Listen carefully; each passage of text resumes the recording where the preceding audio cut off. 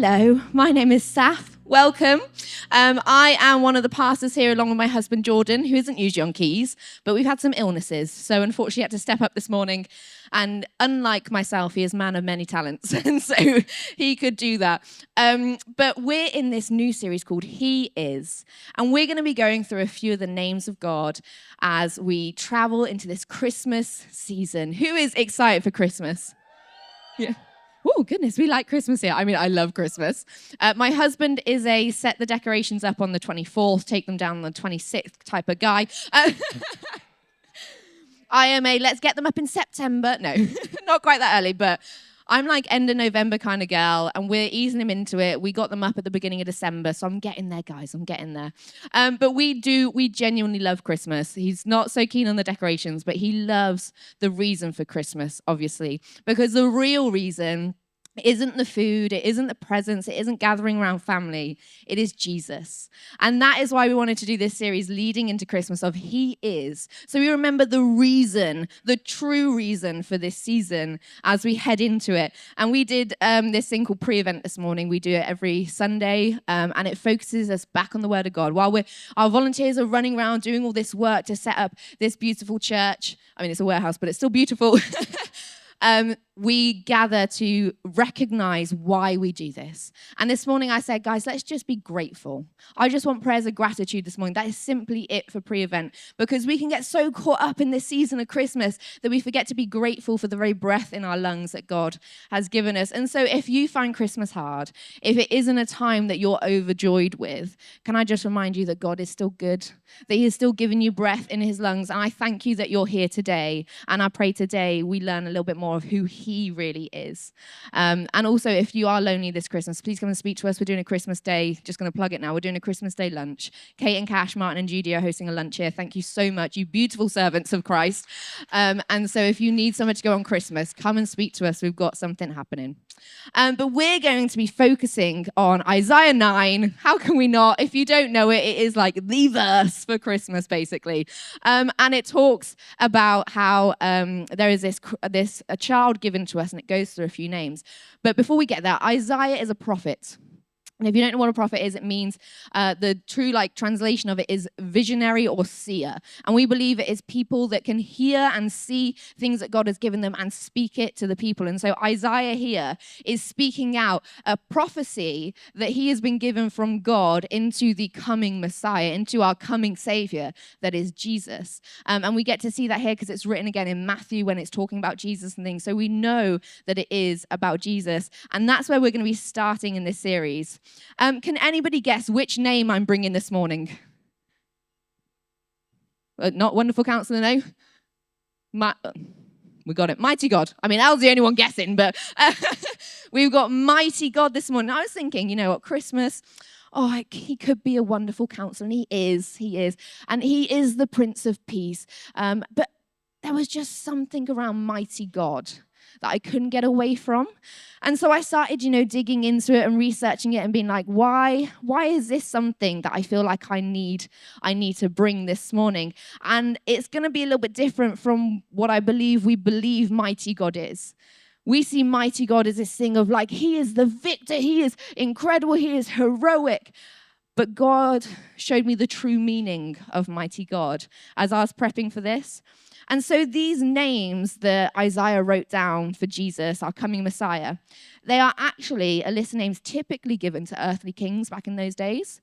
And so he was almost saying the person that is coming is a king. He is majestic. I'm using these words that we would use for an earthly king, but I'm using it in a spiritual way for a king that is much higher than our earthly kings, that is much greater than our earthly kings. And so, as Sammy wonderfully said in worship, he was like, we have this mighty king, but he was born lowly in a stable. And when you speak of, this king, this savior that's going to come in and save us, I believe there's this almost imagery of this war horse and this mighty man coming in, sword drawn. And we know that wasn't Jesus at all, right? He came in lowly on a donkey with palm leaves laid down, showing peace. That's the way he came in. And I'm like, actually, Lord, there's something about this, because we put our human conception on this. We put our human eyes onto what we think God should be, whereas actually God is completely opposite to this world, right? He's contrary to the way of this world. And so he can bring this wonderful counsel, but it's beyond that of what an earthly king could bring. He can bring that everlasting safety and comfort that a good king on this earth could bring, but he brings it in such a more beautiful and powerful way into our lives. He could bring the peace that only a prince could bring. You know, when you see these in the Old Testament of these judges and these kings, that they bring peace over the land because they led their people well. But God brings such a more powerful peace that transcends all our understanding, that transcends all our situations, and it's so much more powerful than that of this earth. And finally, our mighty God, that name that Isaiah gave him that was spoken over kings, but in a different way. When they spoke of kings, it was a small lowercase g. But when he speaks of our God, it is a capital G. He made that, I think this is all in capitals anyway, so you can't really tell.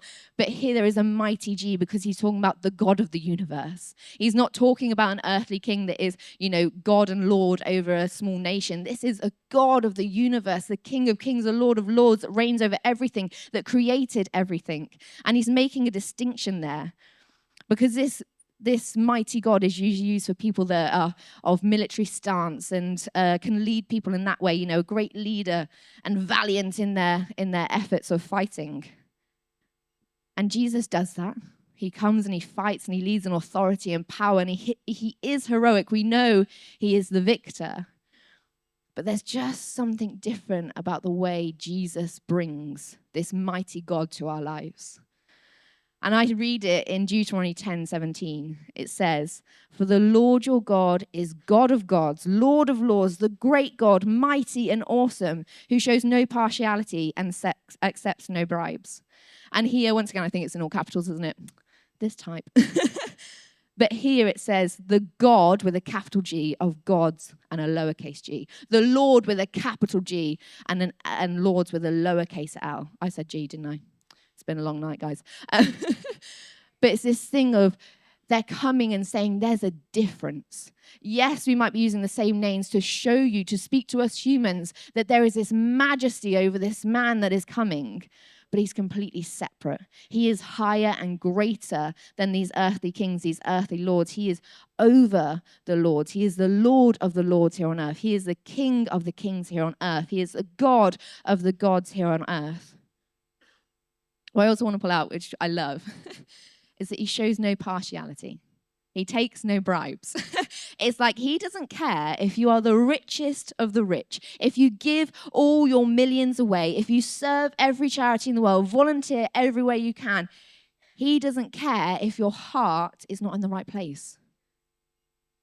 He doesn't take that as you're separate because actually you're giving so much money away, but your heart is rotten. But that doesn't matter because you're giving loads of money. Or you're serving all your time, but you're doing it for selfish ambition and you want to be recognized. He doesn't take those bribes. He doesn't see that as separate. He comes and he says, no, I see you for your heart, not for the outward appearance. I think it's in 1 Samuel, isn't it, of like...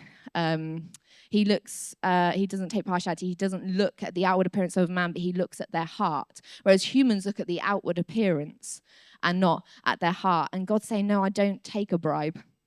You can't pay your way into the kingdom of heaven. You can't serve your way into the kingdom of heaven. It's about your heart posture. And I believe that's what Jesus, when he comes to earth, comes and shows us about this heart posture, that he didn't come to be this great warrior. He came in a stable. He was a carpenter's son. He was a son of some nobodies that no one knew. And yet he was a savior of the world. And I want to remind you today, no matter what your life looks like, Jesus meets you where you're at and he loves you for who you are. Don't think you have to do so much or give so much or be so much that Jesus will love you and accept you into heaven. It's all about your heart towards him. It's your heart for loving him. And so mighty God in verse 9 means El Gibbor. And that is where it comes in and talks about this mighty God of action, this heroic, valiant God expressing nature as Lord. He's Lord over it all. That's what it's expressing in this name, El Gibbor, this mighty, awesome God. That's what we read there. And I'm like, yes, Lord, you are. But when they use that for the Gibbor for the human kings, it's because they were kings of war. They were tyrants. They were people that would go to battle. They would kill loads of people just to win what they wanted to win. But that's not what Jesus' action is. Their action was war. But when I read in the Bible of when Jesus came, that wasn't his action. His action was to serve. His action was to love. His action was to bring peace. And so I believe this is where we can be like, yeah, Lord, I need that mighty God right now. I need that mighty God that's going to come and fight for me and, kill the enemy and all this sort of stuff. And he comes and he serves in that way. And he comes and he serves us as we love him. He comes and he serves us when he went to that cross. He did that to show a way different to the world. He was this King of Kings that wasn't coming to wage war and kill everyone. He was this King of Kings coming to say, but I love you, but I will wash your feet, but I will give you food, but I will give you healing. I'm here to serve. I'm not here to fight. It says in John 18:36, as Jesus was heading towards the cross, Jesus says, my kingdom is not of this world. My kingdom is not of this world. And it goes on to say, if it were, my servants would fight to prevent my arrest, but my kingdom is from another place. He's literally calling it out here saying, the way you want me to win this war is not the way I will. Because my kingdom is not of this world. My kingdom is higher. My kingdom is greater. My kingdom is of another world. And therefore, my followers, my servants, my disciples, although, yeah, we had a bit of action with the chopping off of the ear, Jesus healed that, didn't he? And Jesus said, that's not the way. That's not what we do. And so Jesus is coming and saying, we serve. My kingdom is different to the way of this world. Our God is leading as a mighty God that is humble. Contrary, right? But it is contrary to this world. He is this mighty God that has already got the victory, that has already won the battle, that has already gone to war for us on that cross, but it was through a place of humility.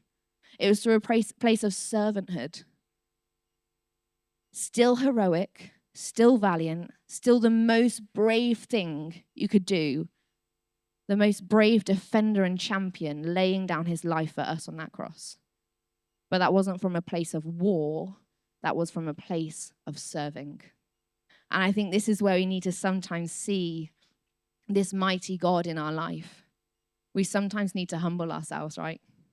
We sometimes need to take a step back and be like, actually, yeah, God, I'm getting angry and I'm going to war here and there's something bubbling up inside me that's not okay. And actually, I'm going to come and I'm going to serve. I'm going to humble myself. I'm going to recognize you as the King of Kings, the Lord of Lords, this mighty God over my life. And I'm going to come and submit to your way. Submit to your way that is not of this world. Mark 10:45 says, for even the Son of Man did not come to be served, but to serve, and to give his life as a ransom for many. If you don't know Jesus today, if you don't know the story of him, he was God's son and God sent him down to earth in fully human form so that he felt everything that we felt. He felt the pain, he felt the grief, he felt the hurt, he had ridicule, he had people spit on him and beat him. He knows what it is to be human, and yet he's fully God. He came as a human that could have been tempted and was tempted in so many ways, but he never sinned. He is the perfect example, and that's why we follow him. And as a human, he cried out in the garden and said, Lord, if this is not your will, please take it away. Please take away this cup. But if it's your will, I will go. And he went to the cross. So even in those times when we recognize that it's hard and we're like, Lord, please take this cup from me. But if it's your will, we need to understand that sometimes it might look wrong in our eyes.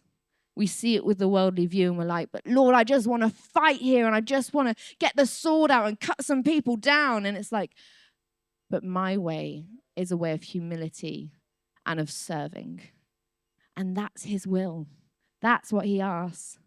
You know, even in John in the Last Supper, part of the story is that there's his disciple Judas, a close friend, and he betrays him, and he's the one that gives him away to the cross. And he doesn't come and rebuke Judas. He doesn't come and say, how dare you? He knows what's coming. He knows what Judas is about to do. But what does he come and do? He eats with him and he washes his feet.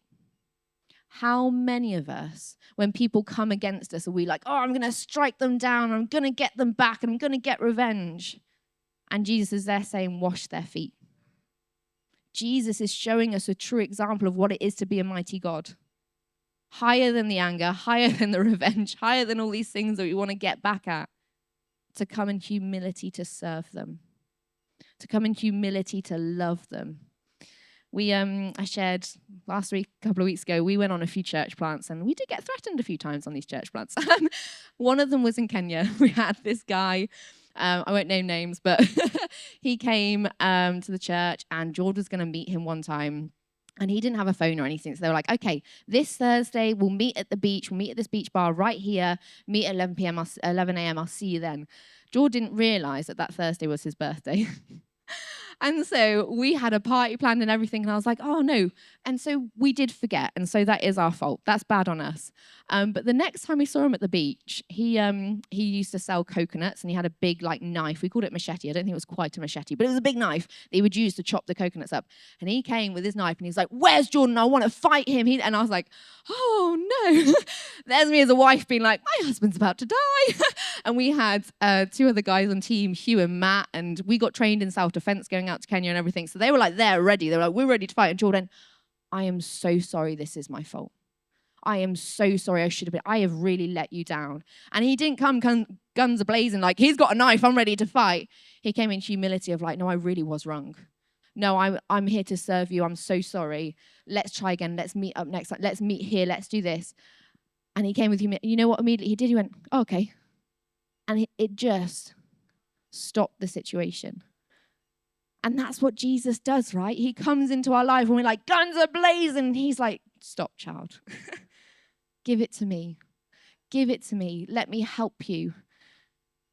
Because so many of us are ready to fight, right? Like a good fight. We are. One of our DNA is punching above our weight that talks about how we are giant killers. We're ready for this fight in the spiritual. But many of us are quite ready for the fight in the physical. But Elle especially, apparently. Don't mess with her. But what happens if we came in humility instead? When our boss is annoying us at work and we're coming in, we're ready to be but you did this wrong, you did that. And instead you say, hey, I'm really sorry. You must be really stressed this time of year. How can I help you? And suddenly, disarmed. Suddenly, this servanthood, this humility comes and stops any of that. Have you seen that video it went viral a few years ago, and it was of this bully, and they were like, just shout everything at me, tell me how horrible I am.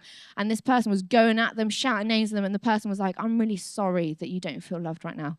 And the person that was being bullied came and was like, I can see there is love in your heart. I can see you're a good, and was speaking encouragement to the bully, and the bully just stopped because they're like, but you're being so nice. I don't want to shout at you, and I don't want to hurt you anymore. And I was like, that's Jesus. That is such a representation of Jesus. In all our sin, in all our awfulness, he comes and he says, but I love you. But I'm here to serve you. And it disarms us, right? We're suddenly like, actually, yeah, why am I doing that? Why am I living in that way when God calls me this way, when Jesus has died for me to live this way? And it disarms us. Because when we have that true revelation of the beauty and the value that is that cross that he died on, and that he didn't stay there, but he rose again to free us, to take captive death and to free us from it, how can we then have that thing of but you're fine over there, Jesus. And we go and do our own thing. When we have that true revelation of the power that is Jesus and all he has done in our lives, how can we live in that separate place from him? Thinking, but my mighty God needs to be on a war horse with a sword. Whereas my mighty God humbles me, challenges me, grows me, loves me, serves me, and therefore I come and I serve him. In Revelation 17:14, it says, they will wage war against the Lamb, but the Lamb will triumph over, because he is Lord of lords and King of kings, and with him will be his called, chosen, and faithful followers. It doesn't talk about the Lion of Judah there. It talks about the Lamb, the sacrificial Lamb. And that is who is going to triumph over the enemy. The sacrificial Lamb is the one that wins. Yes, Jesus is the Lion of Judah. Yes, he is all powerful, all authority, but it is the Lamb that it speaks of in this scripture that triumphs. We need to remember that the Lamb is the one that will triumph in the sacrifice. But then it says, and with him will be his called, chosen, and faithful followers. We're with him in the triumph, but we're also with him in the sacrifice. We're with him at that cross. We're with him in dying to ourselves so that we can be raised up again in his glory. We're with him in the hard times. Revelation 12:11, and they overcame him by the blood of the Lamb, again, the blood of the Lamb, and by the word of their testimony, and they loved not their lives unto the death. Powerful verse, right? Because the first part is like, yeah, it's Jesus. He overcame the enemy by the blood of the Lamb. He overcame the enemy by his sacrifice. But what else did it say? And by the word of their testimony. We're involved, guys. We're here to share our testimony that what Jesus has done in our life. We're here to help people grow closer to him. And not just in a way of like, oh, well, they asked about church, so I'll let them know. But it says, and they love not their lives unto the death. That is his true and faithful followers. That we're willing to lay our lives down. That we're willing to be ridiculed. That we're willing to go that extra step to be like, no, this person needs to hear of Jesus and what he has done in their life because I know what he has done in mine. And this Christmas, yeah, I know I should be preaching about the cute baby in the stable, but we can't have Christmas without Easter. We can't be speaking about the baby in the stable without the man that died on the cross for us.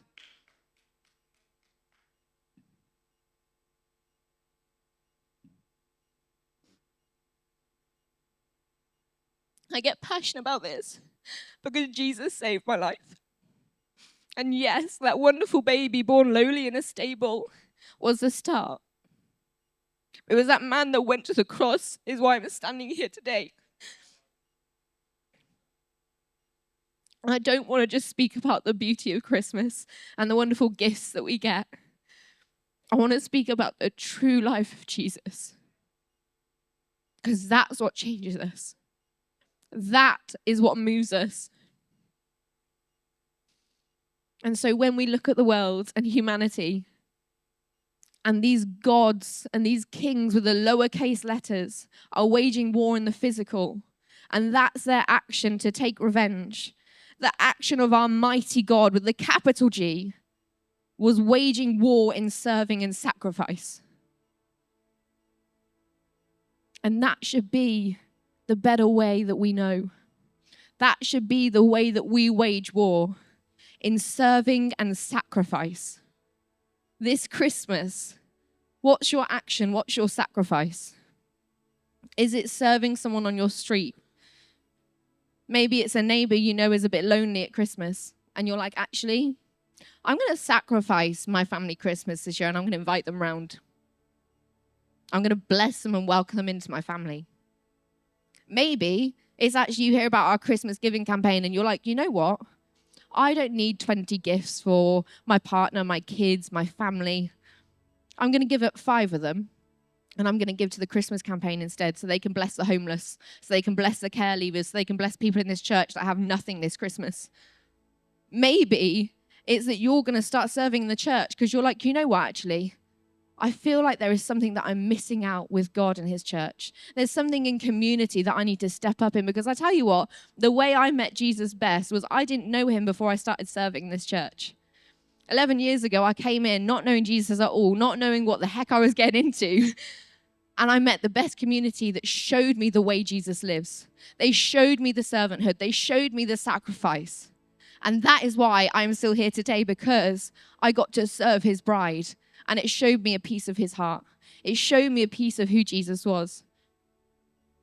Maybe you need to serve Jesus by telling people around you about him. By the word of your testimony, you will overcome the enemy. There's people in your lives that need him. There's people in my life that need him. Am I going to step out this Christmas and be like, yeah, come to the nativity, it is going to be wonderful, but actually you're going to meet Jesus too? Because you're not just going to learn about the manger. You're not just going to have a nice time. Because if I know Kate and our kids team, they're going to make you meet Jesus. Because their heart has been changed. They've had a revelation of who Jesus is. And this isn't just a nicety for kids that they're putting on. This is a place that they're praying that people will come in and meet Jesus. This is a place that they're praying lives will be changed. And so maybe it's inviting someone to the nativity. Maybe you're a prayer warrior. Maybe you love to pray, but actually your voice has been silenced by the enemy. And I'm telling you, get that voice back today. There's people that you need to be fighting in the spiritual for. There's people that need your voices backing them in prayer. There's people that you need to be interceding for. And interceding sometimes looks in the spiritual where you're going to war for them in the spiritual, but it also looks like, hey, I believe they're in need of money, and actually I'm going to give them £50 this month. And that's a way of interceding in the physical too. Interceding isn't just this nice, I'm going to sit on the sofa and pray for them. It's also that actually, God, you've told me that they need this, so I'm going to be the way for them. I'm going to step into that physical gap for them. Oh, they need babysitters this week and because they need to do this, that, and the other. I'm going to step in the gap for them. I'm going to lay my evenings down. I'm going to babysit for them so that they can go and do what they need to. Intercession isn't just in the spiritual, guys. It's also in the physical. But you see, Jesus went to the cross to serve us. So the least we can do is share his story. He's not asking us to be on that cross. He paid that penalty for us, wiped it clean. But the least we can do is share his story. The least we can do is pray for others. The least we can do is serve his church. And if you don't know Jesus today, maybe that's not for you. Maybe you're like, I'm not in that space yet, and that's okay. Maybe you're actually going to approach someone today and say, can you pray for me? You're going to put this onto the chest on them. Maybe it's actually, I don't know Jesus, but I want to get involved in this community. I'm going to start coming to groups. I'm going to serve, and I'm going to see what happens. Because this is just a really nice family. And I believe, and I know because it's my story, that Jesus will meet you there. And so I want to take a moment now. In our selfishness, in our imperfectness, in our greed this Christmas, I want to ask, what is your action? What is your sacrifice? What are you willing to lay down this Christmas? What are you willing to pick up in terms of praying and interceding and sharing?